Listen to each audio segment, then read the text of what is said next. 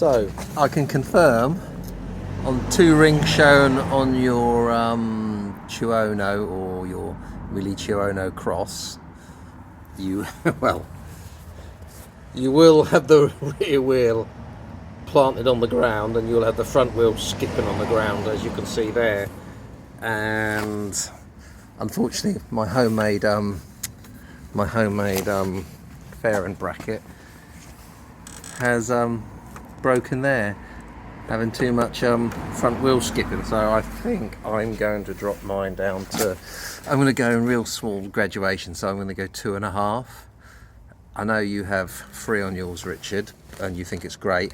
It is great, but it's just a little bit kind of like before, when I had it on 4, it literally, where you looked it went, but it was so front focused, it was great, but it's killing you on the back roads, and I'm leaning over the front, so I'm going to go 2.5.